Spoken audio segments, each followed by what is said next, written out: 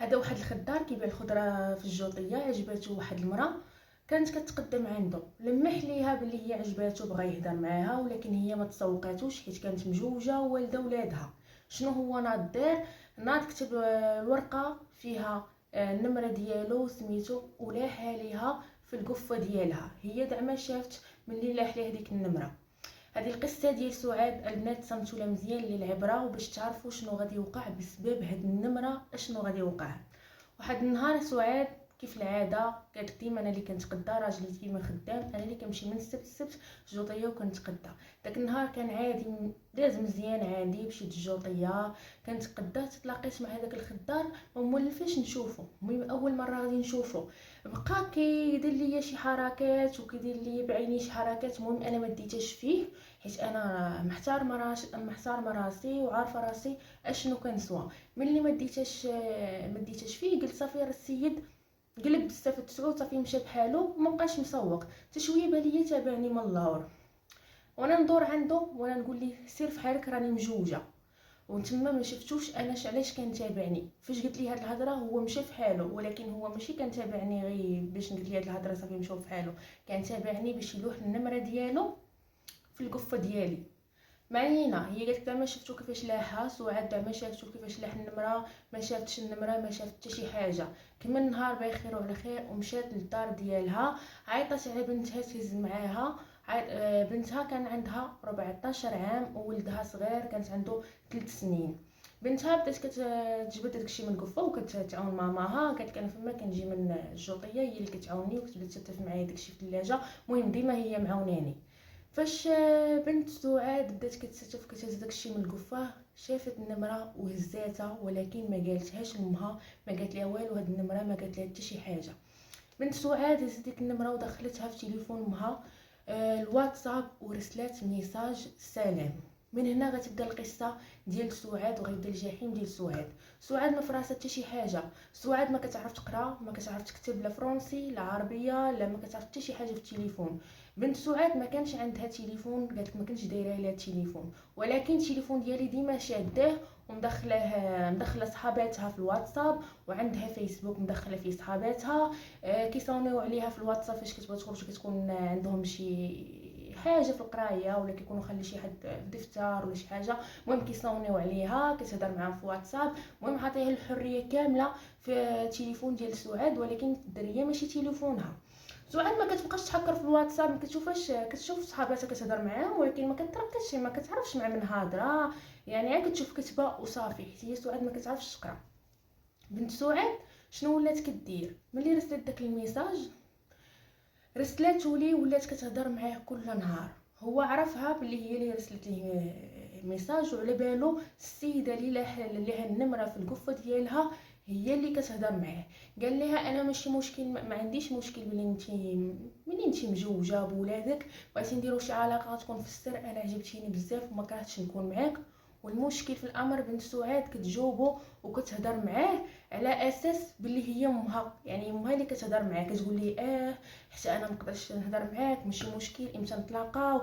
فاش كدير مع نتلاقاو داك النهار صافي كتلقى شي سبه وسعاد كتخوي به، ولكن ماشي سعاد اللي كتخوي به، بنت سعاد اللي كتخوي به. شويه هو ولاو كيهضروا شي هضره، يقلد الحياه كيقول ليها، وحتى هي كتجاوب معاه بنت سعاد اللي هي خايده الشخصيه ديال امها سعاد. كتجاوب معاه في نفس الهضره، تقول لها ديري معايا شي وقت، يا في الليل يا في النهار، انا نجي عندك، ولا شوفي نتيا نشوف شي بلاصه وانتي جي عندي، ما تخافيش حتى شي واحد ما غادي يسيق الخبار، لا عائلتك لا راجلك، كوني هانيه ما تخافيش. بنت سعاد مده شهرين وهي شاده مع الهضره، وانا التليفون وليت كنشوفها سعاد ولات كتشوف بنتها شاده التليفون بزاف كتهضر، ولكن نفس العاده كتقول صحاباتي هذه كنخليها على خاطرها، حيت انا ما كنشوفش تصاور خايبين ولا شي فيديوهات خايبين كنقول صافي. وهذاك الكونت كانت كتهضر معاه في الواتساب ما كانش داير فيه هو كاع بروفيل، ما كانش فيه بروفيل. حتى لواحد النهار غادي توصل واحد التصويره، هاد التصويره ما فيها ما يتشاف. سعاد كان تليفون في ايدها، دخلت شافت هذيك التصويره، شافت ديك التصويره وهي تصدم. سعاد قالت شنو هذا الشيء؟ هي الدريه كانت قاريه، واش هذه صاحبتها غادي ترسل ليها ترسل ليها تصويره بحال ما هكا. واش هذا شي واحد كيقرا معاها؟ هي شكات سعاد بلي صاحبتها ما تقدرش ترسلها بحال هاد التصويره، شكات شي دري كيقرا معاها هو اللي غيرسل لها ديك التصويره. رجعت باش تطلع فوق باش تشوف شي اوديوات، ما كاينش. دريات كان كيرسل اوديو ولا شي حاجه، ولكن كانت كتمسحو الميساجات، ما كانش كتمسحهم كاملين. ما عرفناش واش كانت، حيت ديالك بزاف ديال الهضره من بعد فاش تعرف هادشي منقوصه، ولكن ما كانش كتمسح كلشي حيت عارفه ومتاكده امها ما كتعرفش تقرا. قالت لك انا ما عرفتش شنو ندير الصراحه، تسنيت بنتي حتى جات وسولتها، ماشي سولتها، عيرتها وبقيت كنغوت عليها كنقول لها شكون هذا، شكون اللي راسل لك التصويره خايبه. قالت لي راه صحاباتي كيضحكوا، احنا هاد الضحك وانا ما ديما كيبداو يخسروا الهضره، ولكن انا المهم بقات كتقول لها انا ماشي كندير حتى شي حاجه، ما كنهضر مع حتى شي واحد، هاتي شوفي.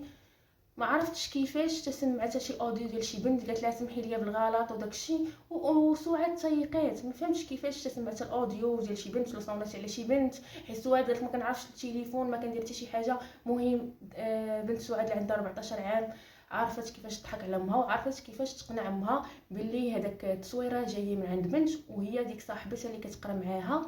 المهم بقات كتعايبها، قالت لها ما تبقايش تهضري مع هذه ولا غادي نمشي وريني امها، نمشي نتبرى منها. قلت لها اخر مره ما بقاش نهضر معاها، ما بقاش نهضر معاها لا في التليفون لا في المدرسه لا في حتى شي حاجه.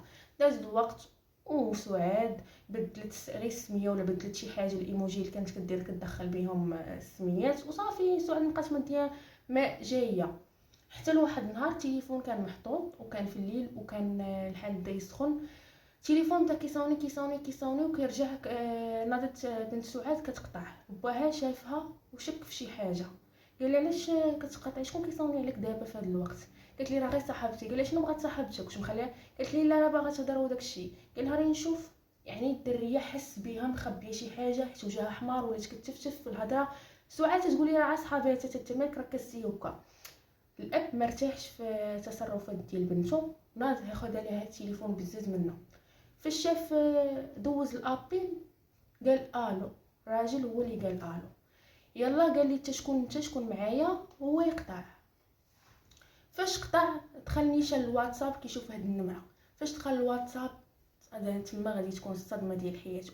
شاف الميساجات حالتهم، شاف باللي مرتو كتهضر مع واحد السيد وكتتفق معاه امتى يتلاقى معاه وامتى تشوفوا. وهذيك الليله اللي كان كيصوني فيها بزاف ديال الابيلات كانت دايره معاه سعاد، اللي ماشي هي اللي دايره معاه، بنت سعاد كانت دايره معاه باش يشوفها في الليل. وكانت دايره معاه حيت قالت ليه راه ما كاينش اللي مرا جا في الدار الدنيا، ما كاين حتى شي واحد. مهم فاش شاف هاد الميساجات ناض نوضه وحده كيعاير في مرتو وكيسف فيها الفاعل التاركه، مع من كتهضري، مع من تتخونيني. سعاد ما فهمت حتى شي حاجه، كتقولي مع من كنخونك، شكون هذا، ما فهمت حتى شي حاجه. ناض عطاها قتله ديال العصا، كتقولي انا راه ما كنعرفش نكتب ما كنعرفش نقرا وانت عارف هذا الشيء. قال ليها بنتك اللي كتكتب ليك، انت متفقه مع بنتك. ناض للدريه عطاها حتى هي قتله ديال العصا، قال لها اش كتكتبي لامك، عي قولي لي اعترفي ليا. بدا يقول ليها ما تخافيش، غير قولوا لي امك واش كتبزز عليك كتقول كتبي لي الميساجات، واش عمرها تلاقات معاه. الدريه زايزنت ما كتهضر ما كتقول حتى شي حاجه، هي كتبكي وجالسه في القنت. نضت انا كنقول ليها قولي الحقيقه لباك، وانت اللي كتهضري مع هذا وشكون كيهضر معاه، انا راه ممكن انا ما كنكتب ما حتى شي حاجه. المهم سعاد بكات كلات العصا، ما خلات ما دارت باش تدافع على راسها، ما خلات كلات العصا ديك الليله ديال مزيان. ولكن حتى شي حد ما تيقها حيت بنتها ما هضراتش. جاو عائلته، جات عائلته في داك الليل وراهم داكشي ديال الواتساب كلشي، ولا كيشوف سعاد باللي هي مرا ما مزياناش وكتخون راجلها وكتهضر مع الرجاله.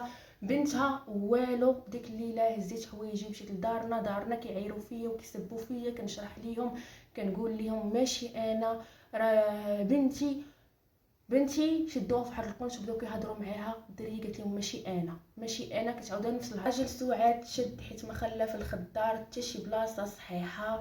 قالك شكون ما فكوهمش الناس وتحاموا عليه كان غادي يقتلوه، حيت هو اصلا مشى من خرج وتيقول لهم انا اليوم غادي نصفيها لي. حتى شي حد ما تيق سعاد لا في عائلتها لا هو. مشات عنده سعاد حتى تما وكتقول ليه كتطلب وكترغب وكتبوس في الرجلين وكتقول ليه راه ماشي انا هادشي اللي درتو، ولكن ما كاينش اللي تيقها.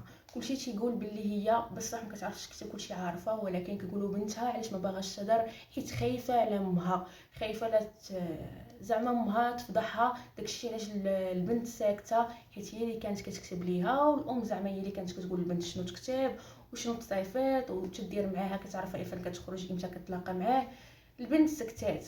حاجه وحده اللي قال لي راجلي، يعني راجل سعاد، شنو قال لي؟ حاجه وحده قال لها الا ما طلقتينيش حيت معدك ما تاخدي من عندي غادي نخرج وغادي نقتلك. جوج حوايج غادي تختاري، يا تبقى عايشه يا غادي تموتي.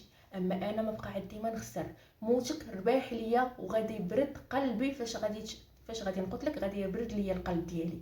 سعاد خافت، قالت لكم كنت عارفه وكنت متاكده باللي يقدر يديرها والا خرج كنت عارفه غادي يجي عندي غادي يقتلني، واخا حاولت بجميع الطرق ما خليت شكون صيفط لي، ما خليت كيفاش شرحت لي باللي ماشي انا اللي كنت كنهضر معاه. سعاد ما لقات ما دير، وسعاد ما بقاش عندها شي حل واحد اخر من غير تطلقوا صافي وتستسلم امر الواقع، حيت عيات ما تحاول وترغب وتبوس في الايدين وفي الرجلين، ولكن ما كاينش اللي طيقها. سعاد مشات كرات بيت ومشات مدات بنتها وولدها معاها. بنتها دازت عامين عمرها ما هضرات، عمرها ما تكلمت في هذا الموضوع. قالت كل نهار كنجبد معها نفس الموضوع، وهي فاش كنوصل مع هذا الموضوع كتسكت كتزينن ما كتبقاش تهضر، كتقول لي انا ما عارفه حتى شي حاجه. بنت سعاد خرجت من القرايه، هي اللي ولات مقابله خوها الصغير. سعاد ولات كتخدم في القهاوي وكتخدم في الديور. سعاد جات تشارك معكم القصه ديالها اليوم، كتقول لكم ما تبقاوش تثقوا البنات حتى في ولادكم، وكتعطيهم الحريه في التليفون، بالاخص العيالات اللي ما كيعرفوش يقراو اللي ما كيعرفوش التليفون. ما تبقاوش تعطيو لبناتكم تليفون، ما تثقوش ما تثقوش ما تثقوش ما تثقوش. سعاد كتقولك من داك النهار ما بقيتش كنبغي بنتي كيف ما كنت كنبغيها. عامين عمري ما عنقتها، عامين عمري ما بستها، عامين عمري ما قلت لها شي حاجه زوينه، كنت عامل معها بواحد البروده راه ما يمكنش، ولكن انا ماشي لخاطري، يعني داكشي من الداخل ديالي ما بقيتش كنبغيها. ما نكذبش عليكم البنات، قالت لكم داك الحب ديال الام مع بنتها ما بقاش، وحتى هي كنشوف فيها بارده من جهتي، ما كتحاولش تصالحني، ما كتحاولش تقول الحقيقه. يعني 14 عام دازت عامين، يعني دابا عندها 16 عام. بالعكس كنشوفها فرحات حيت خرجت من القرايه، فرحات حيت شافتني مدمره وكنخدم في الديور في القهاوي، فرحانه كنشوف فيها في عينيا، يعني ما كتبينش فرحانه ولكن كنشوف فيها في عينيا فرحانه بالحال اللي وصلنا ليه. هذه هي القصه اللي ديال اليوم ديال سعاد، حقيقيه شاركتها معكم للعبره. ما تنسوش البنات اللي عندكم شي قصه وتشاركوها للعبره تكون حقيقيه 100%. خلوا لي في انستغرام والفيسبوك. مرحبا بكم كاملين، السلام عليكم.